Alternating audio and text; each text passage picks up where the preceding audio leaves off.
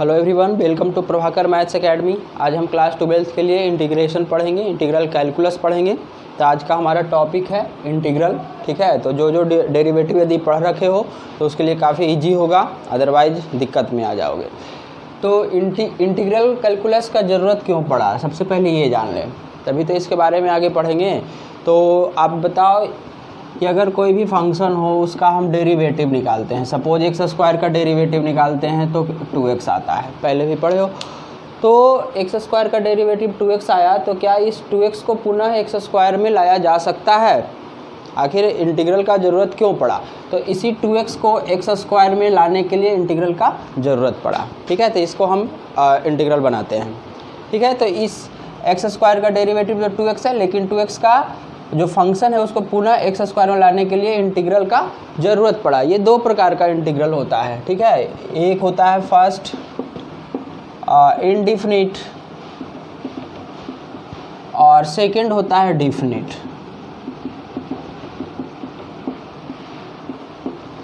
Indefinite integral क्या होता है और डिफिनिट इंटीग्रल क्या होता है, इसके बारे में हम जानेंगे।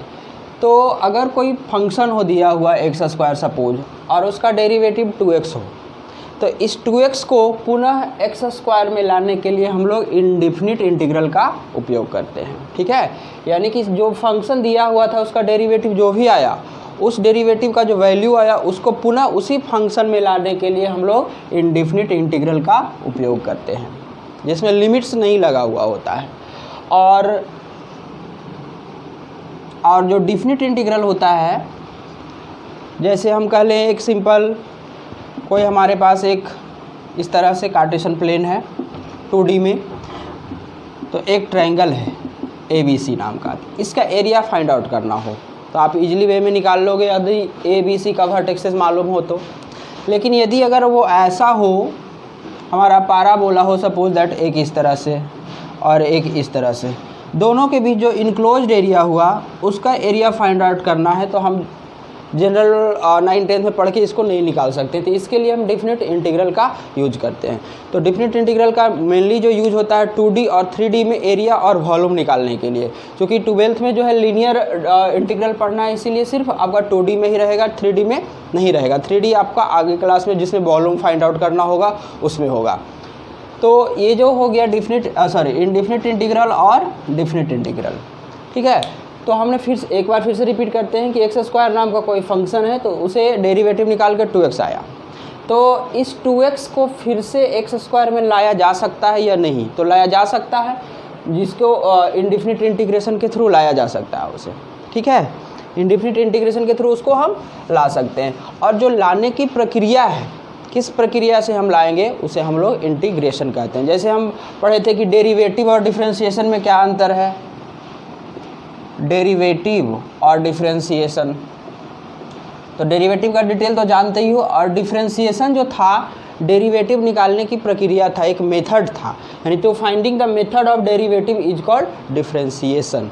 तो उसी तरह से इसमें भी होगा कि जो इंटीग्रल निकालने की प्रक्रिया है उसको हम लोग क्या कहते हैं, इंटीग्रेशन कहते हैं। अगर इंटीग्रेशन को डिफाइंड किया जाए कि इंटीग्रेशन होता क्या है, इंटीग्रेशन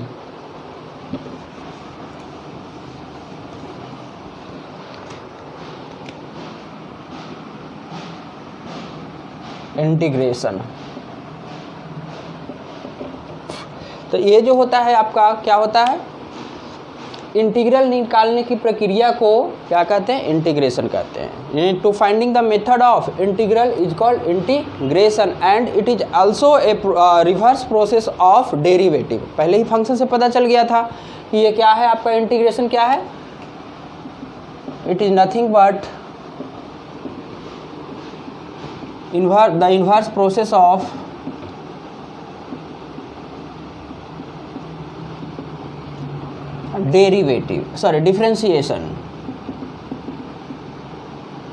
differentiation। ठीक है, ये क्या है आपका, डिफरेंशिएशन का रिवर्स प्रोसेस है, वही तो हम बता रहे थे इसमें। इसीलिए इसको इंटीग्रेशन के साथ साथ हम एंटी डेरिवेटिव ही कह देंगे। ठीक है, क्योंकि डेरिवेटिव के व्युत्क्रम हो जाता है ये। It is also called anti derivative. ठीक है, इसको हम लोग क्या कहते हैं, एंटी डेरिवेटिव कहते हैं। इंटीग्रेशन, इंटीग्रल का दो पार्ट, एक डिफिनिट और एक इनडिफिनिट, और ये दोनों को हम जिस प्रक्रिया से फाइंड आउट करते हैं उसको कहते हैं इंटीग्रेशन कहते हैं, और इसी को हम लोग एंटी डेरिवेटिव ही कहते हैं। ठीक है, तो अब देखो यहाँ पे कि इंडिफिनिट इंटीग्रल के बारे में हम पढ़ेंगे।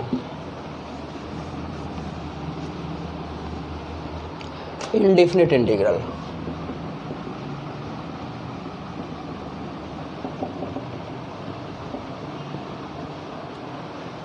होता क्या है, जैसे मान लिया जाए कोई फंक्शन हो हमारे पास, f(x) नाम का कोई फंक्शन हो।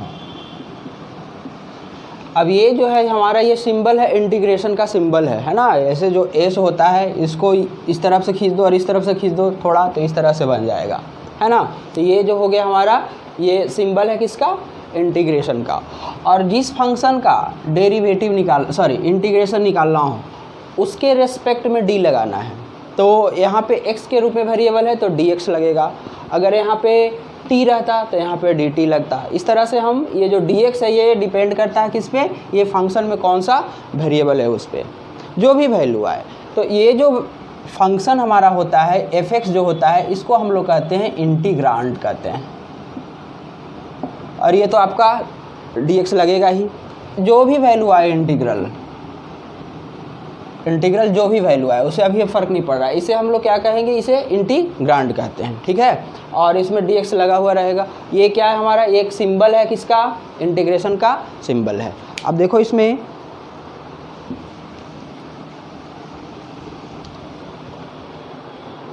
अब देखना यहाँ पे, अकॉर्डिंग टू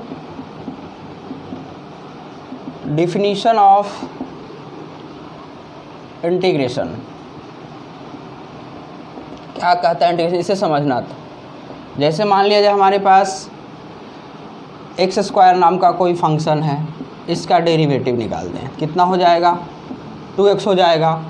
कोई और फंक्शन ले लेते हैं x² + 1, इसका डेरिवेटिव निकाल लें, इसका भी 2x होगा, और प्लस ये तो 0 यानी कि 2x। और कोई फंक्शन ले लें हम, सपोज x² + 3 ले लें, तो इसका भी 2x हो जाएगा, सारे का हो जाएगा। ठीक है, तो अगर हम 2x का इंटीग्रेशन करें, ये जो 2x का इंटीग्रेशन करें तो x² होगा कि x² + 1 होगा कि x² + 3 होगा, है ना, क्योंकि रिवर्स प्रोसेस है। तो क्या होगा अगर हम यहाँ पे कह लें कि 2x का इंटीग्रेशन हो, कैसे होता है वो बाद में पढ़ेंगे, पहले ये जानेंगे 2x का इंटीग्रेशन क्या होगा। तो इसमें से कौन सा हो जाएगा, x² होगा या फिर x² + 1 होगा या x² + 3 होगा, पता नहीं। अब अगर इसके अकॉर्डिंग कहेंगे तब तो तीनों होगा, लेकिन एक फंक्शन का 3 कैसे इंटीग्रेशन हो जाएगा।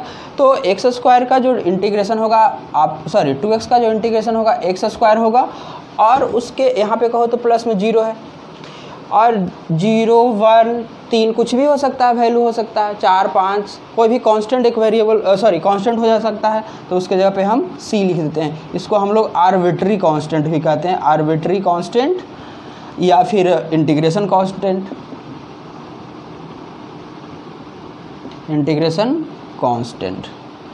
तो ये देखो यहाँ पे, इसीलिए जब इंडिफिनिट इंटीग्रेशन होता है तो उसमें कांस्टेंट टर्म जोड़ने का वजह यही होता है, क्योंकि ये आपका जो कांस्टेंट है कुछ भी वैल्यू हो सकता है, ये किसी पर्टिकुलर कंडीशन पर डिपेंड करता है कि वो c का मान क्या होगा, 1 होगा 2 होगा या क्या होगा। लेकिन जब डिफिनिट इंटीग्रल देते हैं तो उसका पहले से हम डिफाइंड कर देते हैं लिमिट, कि यहाँ से लेके यहाँ तक, मतलब इसी के बीच का कोई वैल्यू उसमें होगा। तो ये है हमारा इंटीग्रेशन, है ना। According to definition of integration इसीलिए लिखे हैं क्योंकि इंटीग्रेशन का डिफरेंशिएशन कहता है कि जिस फंक्शन का आप डेरिवेटिव निकालो उसका इंटीग्रेशन करो तो वही वाला वैल्यू आ जाए। तो x² का डेरिवेटिव हमने निकाला तो 2x हो गया, x² + 1 का निकाला तो भी 2x ही आएगा, x² + 3 का निकाला तो 2x ही आया। तो इसका इंटीग्रेशन करें तो ये वैल्यू होना चाहिए, ये भी होना चाहिए, ये भी होना चाहिए, तीनों होना चाहिए। तो ये जो कांस्टेंट है, बाकी तो x² फिक्स है, बाकी कांस्टेंट 0 1 2, तो उस कांस्टेंट के जगह पे हम कोई वैल्यू c ले लेते हैं जो कांस्टेंट है हमारा, और उसको हम लोग आर्बिट्री कांस्टेंट कहते हैं या फिर इंटीग्रेशन कांस्टेंट कह सकते हैं। इसीलिए कहा जाता है कि जब हम इंडिफिनिट इंटीग्रेशन का वैल्यू निकालते हैं तो एक कांस्टेंट टर्म जोड़ा जाता है, और जोड़ा इसीलिए जाता है इसके वजह से, है ना। तो ये इंटीग्रेशन का डिफिनीशन हो गया। तो अब यहाँ पे हम इसका जो स्टैंडर्ड फॉर्म है, यहाँ पे फार्मूलेज वगैरह कुछ आएगा, उसके बारे में हम देखते हैं जिससे हम इंटीग्रेशन निकाल सकें। तो यहाँ पे दो तरह का इंटीग्रेशन था, एक था आपका इंडिफिनिट जो कि देख रहे हैं, और डिफिनिट बाद में पढ़ेंगे उसके बारे में डिटेल्स, जिसके थ्रू हम दो कर्व के बीच का इनक्लोज्ड एरिया फाइंड आउट करेंगे, वॉल्यूम फाइंड आउट करेंगे, ठीक है।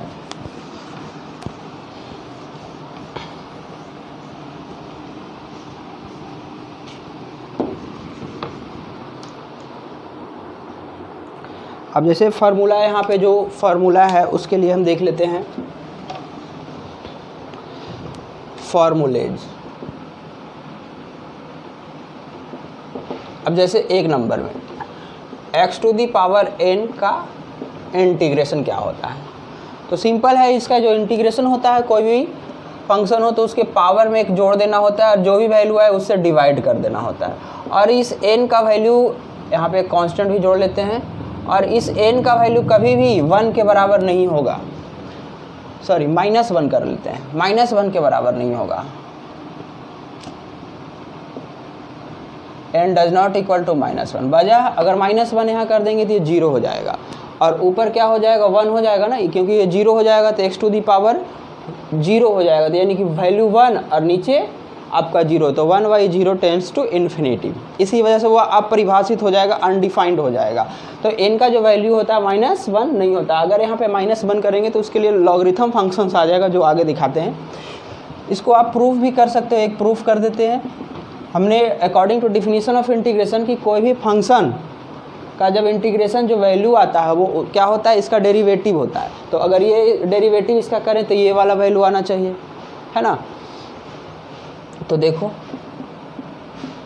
x टू द पावर, क्योंकि integration and differentiation they are reciprocal to each other, ठीक है। इसीलिए हम कहते हैं, इस तरह से भी कह सकते हैं कि अगर कोई फंक्शन हो उसका डेरिवेटिव लिया गया हो और उसका इंटीग्रेशन निकाल देंगे तो ये रेसिप्रोकल होता है। तो रेसिप्रोकल का वैल्यू 1 होता है, दोनों अगर रेसिप्रोकल हो मल्टीप्लाइड में तो इसका वैल्यू सिर्फ fx हो जाएगा। आगे देखेंगे इसके बारे में।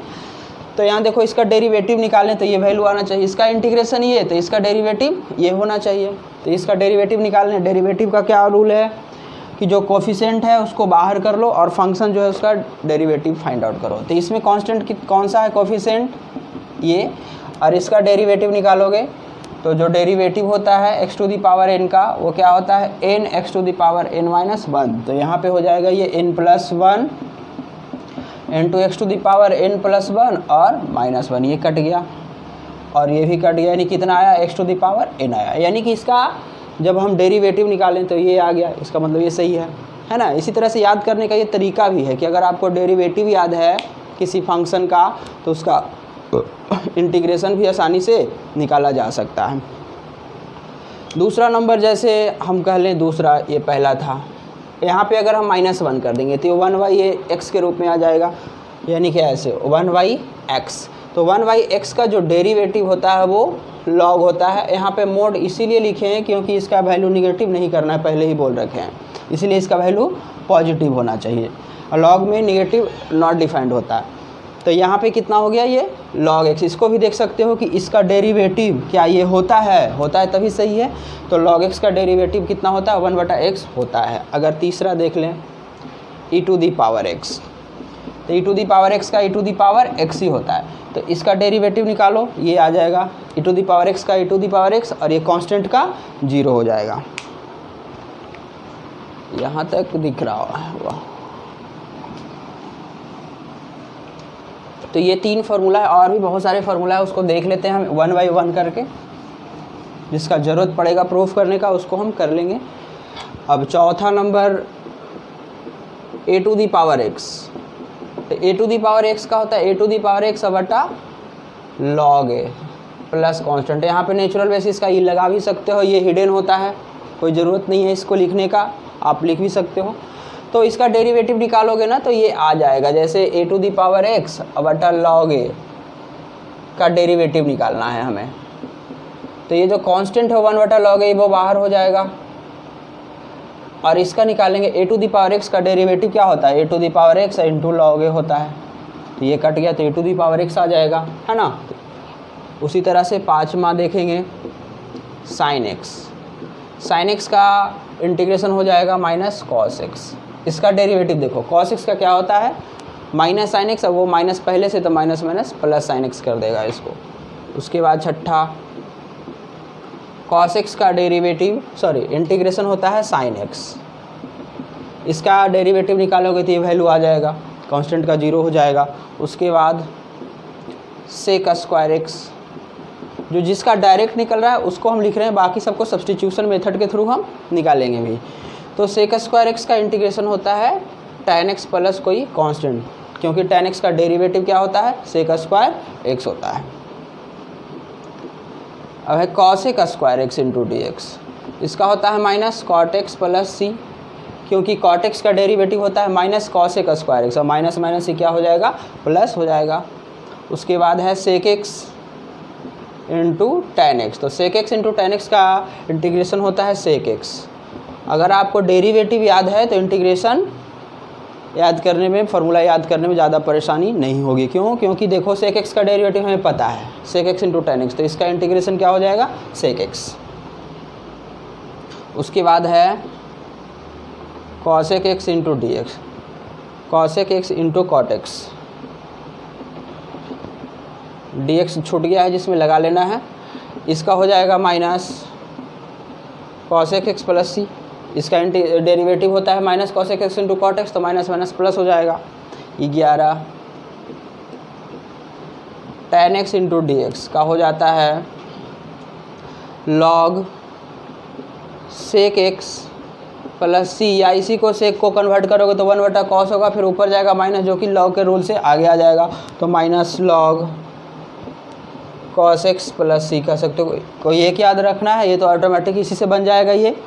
अब देखो यहाँ पे इसका डेरिवेटिव करेंगे तो ये आ जाना चाहिए, तो लॉग इतना का डेरिवेटिव करेंगे तो 1 जो भी हो वहाँ पे सेक एक्स, और फिर सेक एक्स का क्या होता है sec x into tan x, और कांस्टेंट का 0, ये कटा तो क्या बचा tan x। आपको पहले ही बोल रहे हैं कि डेरिवेटिव आपको पता होना चाहिए कैसे निकलता है, जो तभी इंटीग्रेशन पढ़ोगे। उसके बाद 12 नंबर देखते हैं।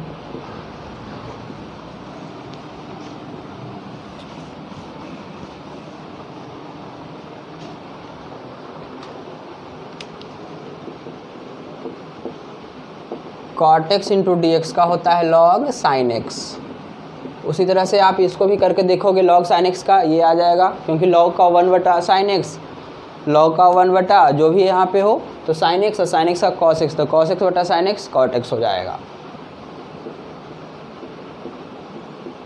Cos x into d x का होता है लॉग, इसको दो रूप में भी लिख सकते हो, tan x/2 प्लस सी, या एक और होता है log cosec x minus cot x plus C. इसको एक को दिखाते हैं, इसको डेरिवेटिव निकालेंगे तो ये आ जाना चाहिए, जैसे देखो proof, derivative of log tan x/2 plus C का, तो लॉग का क्या होता है लॉग का 1/, तो यहाँ देख लेते हैं, तो 1 कितना tan x/2, और फिर tan का निकालेंगे तो सेक स्क्वायर x/2, और इसके एंगल का 1/2, और इस कांस्टेंट का 0।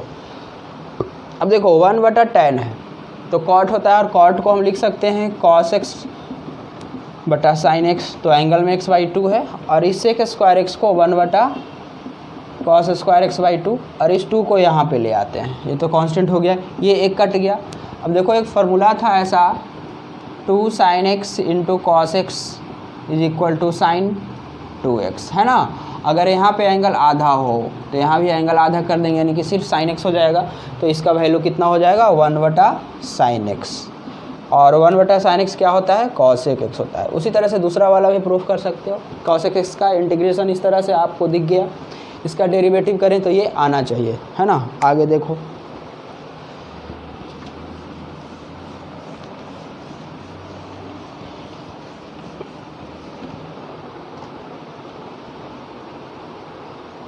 अगला है हमारा सेक एक्स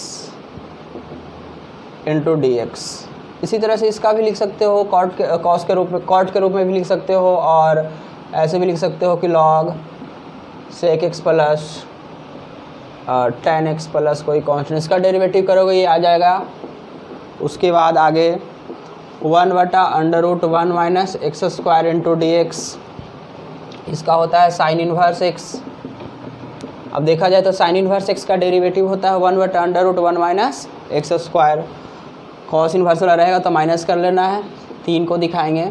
अब जैसे रह जाए 1/x square minus 1 into d x, तो किसका होता है, सेक इन्वर्स एक्स का होता है, सेक इन्वर्स एक्स का प्लस कोई कांस्टेंट। इसमें एक्स पे आप कंडीशंस भी लगा सकते हो कि अगर आपका इसका वैल्यू जो होना चाहिए इतना, इसमें भी लगा सकते हो 1 से छोटा होना चाहिए एक्स का वैल्यू, क्योंकि 1 से जैसे ही बड़ा हो जाएगा तो ये अनरियल वैल्यू आ जाएगा, है ना। अगर 1 से बड़ा करते हुए यहाँ पे मान लिया जाए 2 करते हुए तो -3 अंडर में -3, तो ये क्या है आपका इमेजनरी वैल्यू है ना। 11th क्लास में पढ़े हैं कम्प्लेक्स नंबर में कि इमेजनरी है। और इसमें जो है एक्स का वैल्यू 1 से छोटा नहीं करना है, 1 से बड़ा ही करना है। 1 से छोटा कर देंगे तो ये भी निगेटिव के अंडर रूट में आ जाएगा, इसलिए कंडीशन है ये तो ऑटोमेटिक खुद से सेट हो जाता है। उसके बाद है 1/1 plus x square into d x का क्या होता है, tan इन्वर्स एक्स, इसका डेरिवेटिव पता है इतना। कॉट इन्वर्स में रहेगा तो माइनस कर लेना है, इसमें भी कॉसेक इन्वर्स में रहेगा तो इसको माइनस कर लेना है। यहाँ पे अगर कॉस इन्वर्स एक्स में रहेगा तो इसको फिर से माइनस कर लेना है। माइनस इधर लिखो या उधर लिखो कोई फ़र्क नहीं पड़ता है। ये तो हमारा जो यूजफुल फार्मूला है ये इतना है। इसके अलावा जब हम सब्स्टिट्यूशन मेथड बनाएंगे तो उसमें काफ़ी सारा फार्मूला टर्म्स एंड कंडीशंस मिलेगा। तो अभी इतना के अकॉर्डिंग हम कुछ क्वेश्चंस को सॉल्व कर लेते हैं। जैसे देखो,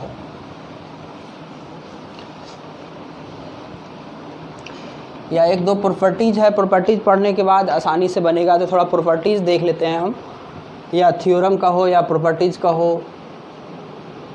थ्योरम ऑफ इंटीग्रेशन, सबसे पहला थ्योरम हमारा ये है कि अगर मान लिया जाए कोई के और यहाँ पे fx का इंटीग्रेशन निकालना हो, वेयर के इज कोफिशेंट, जहाँ पे कांस्टेंट कह सकते हो लेकिन ये है कोफिशेंट क्योंकि fx के गुणांक है, ये fx में गुना किया हुआ है। तो यहाँ पे इसको जो वैल्यू हो जाएगा के को सिर्फ बाहर लिखना है जैसे कि डेरिवेटिव में करते थे उस तरह से, और इसका वैल्यू निकालना है हमें, जो भी वैल्यू आए। अब इसका वैल्यू मान लिया जाए के रह जाए, इसका कैपिटल fx आ जाए तो कैपिटल fx प्लस c हो जाएगा, वेयर c इज कांस्टेंट। जैसे अगर 5x स्क्वायर का इंटीग्रेशन निकालना हो तो ये जो 5 है वो बाहर हो जाएगा हमारा और x स्क्वायर का इंटीग्रेशन निकलेगा। तो इंटीग्रेशन का जो रूल था यहाँ पे एक बार फिर से हम लिख देते हैं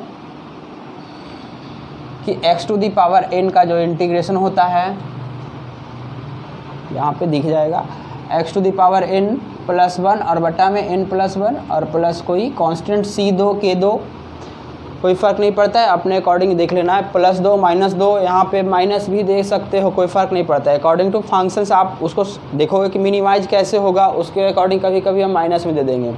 फंक्शन अगर लॉगरिथम का आ रहा है तो हम log x log c जोड़ लेंगे, log c घटा लेंगे, उससे कोई फ़र्क नहीं पड़ता है, कांस्टेंट है वो। तो यहाँ पे देखो ये तो 5 हो गया और इस x स्क्वायर का इंटीग्रेशन क्या हो जाएगा, जो भी हो आपका पावर उसमें क्या करना है, 1 जोड़ लेना है एक्सपोनेंट में, और जोड़ने के बाद जो वैल्यू है उसे डिवाइड कर देना है। तो x⁴ कितना हो जाएगा 3 और बटा में 3 हो जाएगा प्लस c 5/3 × x³। और जैसे देखो, जैसे रह जाए 3 sin x, सिंपल सा उदाहरण। तो 3 बाहर हो जाएगा और sin x यहाँ पे आ जाएगा 3 और sin x का integration minus cos x plus c, इस माइनस को आगे लिख लो -3 cos x प्लस c। इस तरह से आप इंटीग्रेशन का पहला जो प्रॉपर्टी था कि कोफिशिएंट हो उसे हम क्या करते हैं, बाहर रख लेते हैं। ठीक है, दूसरा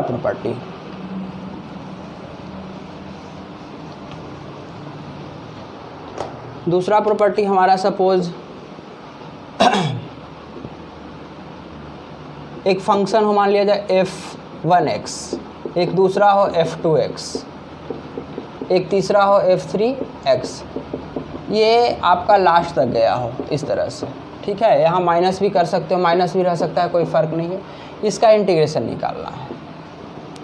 इसमें टोटल नंबर ऑफ़ टर्म्स जो है n टर्म्स है, इनफाइनाइट टर्म्स नहीं है। इनफाइनाइट इसलिए नहीं है क्योंकि उसको काउंटिंग नहीं करते हैं हम इनफाइनाइट को, लेकिन यहाँ पे n टर्म जो कि निश्चित नंबर ऑफ़ टर्म्स है कि n ही होगा, n का वैल्यू 5, 10, 20, लेकिन डॉट डॉट डॉट इन्फिनिटिव कर देंगे तो वो अनडिफाइंड हो जाएगा।